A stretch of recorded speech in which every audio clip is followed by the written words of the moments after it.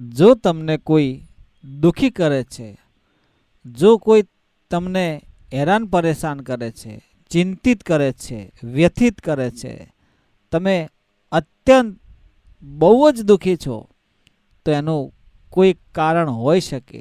એ કોણ છે એ તમારે જાણવું જરૂરી છે.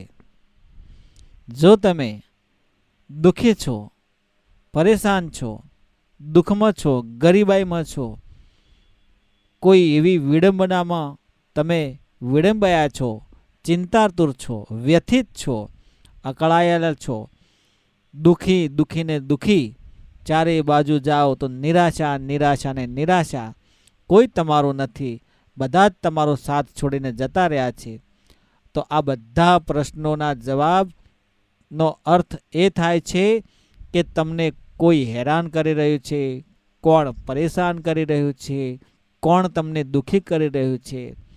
તો મિત્રો, આ વિડીયો તમે અંત સુધી જરૂર સાંભળજો, તો જ તમને ખ્યાલ આવશે.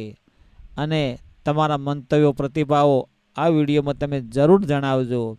હું આશા રાખું છું કે તમે બધા જ મિત્રો હેમખેમ સર્વકુશળ મંગળ હશો અને રહેજો, એવી ગુરુદેવને, મા ભગવતી કુળદેવીને હું પ્રાર્થના કરું છું. મિત્રો, કર્મનો સિદ્ધાંત જ એવો છે કે તમે જે કરો છો એ ભોગવવું જ પડે છે. કોઈ પણ કામ કરો તો ફળ તો મળે જ, મહેનત કરો તો તમને એ પ્રમાણે તમને વેતન મળે છે. તો મિત્રો, પાપ કરો તો પાપનું પરિણામ ભોગવવું પડે, અને પુણ્ય કરો તો પુણ્યના ભાગીદાર તમે બનો છો, સારો એવો સુખ શાંતિ પ્રાપ્ત કરો છો. તો તમે જે કર્મ કરો તો તમારા પરિવારને પણ ભોગવવું પડે. તમારી કોઈ સંગત હોય તો સંગત પણ તમને નડે છે. એવું નથી હોતું કે તમે જે કરો એ તમારે જ ભોગવવું પડે. ઘરમાં કદાચ તમારી કોઈ ભૂલ હોય તો એની અસર પરિવારને ભોગવવી પડતી હોય છે, અથવા કોઈ પતિની હોય તો પત્નીને ભોગવવી પડે, અને પત્નીની હોય તો પતિને ભોગવવી પડે. ઘરમાં કોઈ પણ નાના મોટા સભ્યની ભૂલ થાય તો આખા પરિવારને, આખા કુટુંબને ભોગવવાનો વારો આવે છે. તમે વ્યસન કરો છો અને વ્યસન દરમિયાન તમને કેન્સર થઈ જાય તો એ વ્યસન તો તમે કર્યું, ભોગવવાનો વારો તમારે આવ્યો, પણ સાથે સાથે આખો પરિવાર તમારી સાથે જજુમે છે.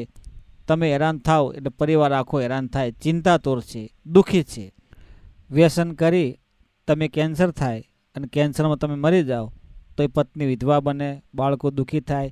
કોઈ પત્ની આખી જિંદગી મજૂરી કરી અને બાળકોનું ભરણ પોષણ કરે, એટલે તમે વ્યસન કર્યું સંગતના કારણે, અને એ સંગતને લીધે તમે વ્યસનના રસ્તે ચડી, તમને કેન્સર થયું, તમે મરી ગયા, અને એનું પરિણામ તમારો પરિવાર ભોગવે છે આજીવન.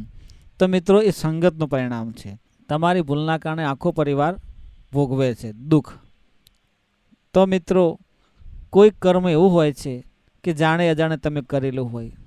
દાખલા તરીકે કોઈ જંગલમાં પ્રાણી હોય અને મોટો જીવ નાના જીવને સંહાર કરી અને એને ખાય છે, તો એ પાપ નથી હોતું, કારણ કે એ પ્રાણી છે, એનામાં એટલી સમજણ નથી હોતી. પણ મનુષ્ય એક એવું પ્રાણી છે કે જે બધું સમજી શકે છે.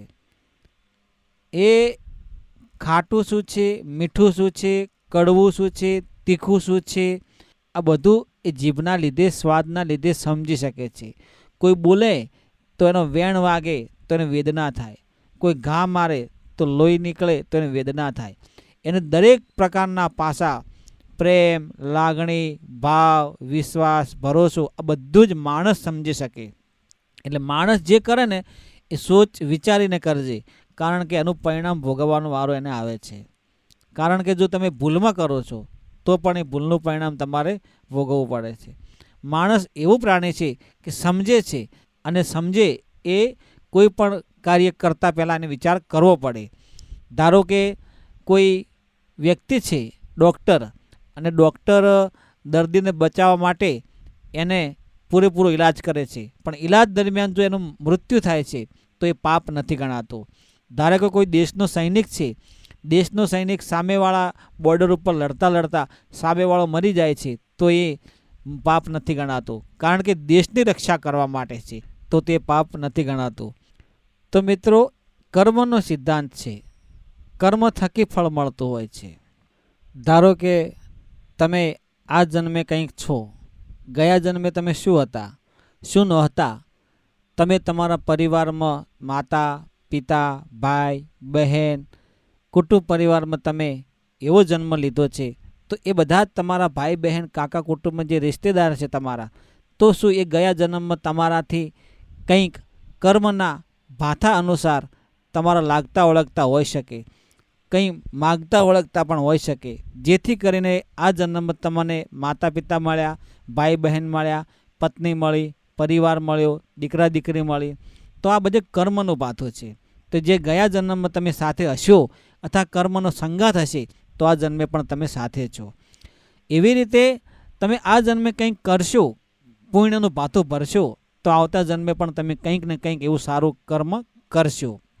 મિત્રો, કહેવાનો અર્થ એવો છે કે પાપ કરો કે પુણ્ય કરો, બંનેનું કર્મ તો તમારે ભોગવવું જ પડે છે, અને એ જ કર્મનો સિદ્ધાંત છે. દુઃખી તમે જાતે બનો છો કે દુઃખ તમે જાતે ખરીદો છો, કે તમને દુઃખી કોણ કરે છે, ક્યાંથી દુઃખ આવે છે, અને કઈ જગ્યાએ દુઃખમાં તમે ચિંતિત થાવ છો, વ્યથિત થાવ છો, આ બધાનો પ્રશ્નનો જવાબ એક જ છે કે તમારું કર્મ.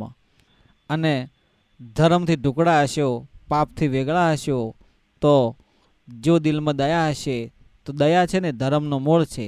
એટલે ધર્મના સનાતન ધર્મના માર્ગે રહી સારા કાર્ય કરજો, તમારા પૂર્વજોના આશીર્વાદ લેજો, વડીલોના, ગુરુદેવના, માતા પિતાની સેવા કરજો, અને બની શકે તો તમારી કમાણીનો થોડો ઘણો ભાગ જો તમારી ઈચ્છા હોય તો તમે કોઈ એવા કાર્યમાં વાપરજો કે જે ધર્મનું હોય, કોઈને મદદ થાય, કોઈ એવા વ્યક્તિને તમે 2-5 રૂપિયાની મદદ કરજો કે એ પૈસાની એ વ્યક્તિને ખૂબ જ જરૂર હોય અને એનાથી એનું ભલું થતું હોય, તો એવું કંઈક કાર્ય કરજો. તો એ જે તમારું જે કરેલું છે, કોઈને મદદ કરેલી છે, કોઈને તમે ટેકો કર્યો છે, કોઈનું ભલું કર્યું છે, તો કુદરત પરમાત્મા એને તમને 10 ગણું બમણું કરીને તમને આપશે, સવાયું કહીને તમને આપશે. એટલે કોઈને મદદ કરવી એ ધર્મ છે. તમે પૂજાપાઠ કરો છો સ્વાભાવિક છે, દીવો કરો એ સ્વાભાવિક છે, એ મનની શાંતિ માટે છે. પણ સાચી પૂજા એવી છે કે કોઈને મદદ કરવું, કોઈના દુઃખમાં ભાગ લેવો, કોઈને સારી એવી પ્રેરણા આપવું ને, એ પણ એક દુઃખનો ભાગ છે. અને એવું કંઈક કરતા જજો મનખા અવતારમાં કે જેનાથી પ્રભુ ઢુકડા રહે અને તમારા દરેક કાર્યો સઘળા સિદ્ધ થાય. કારણ કે કર્મનું ભાથું જ એવું છે મનુષ્યનું કે જે તમને મોક્ષની પ્રાપ્તિ કરાવે છે. તો મિત્રો, આ વિડીયો તમે કેવો લાગ્યો એ તમારા મંતવ્યો પ્રતિભાવો કોમેન્ટમાં જણાવજો. જય ગુરુદેવ, જય માતાજી.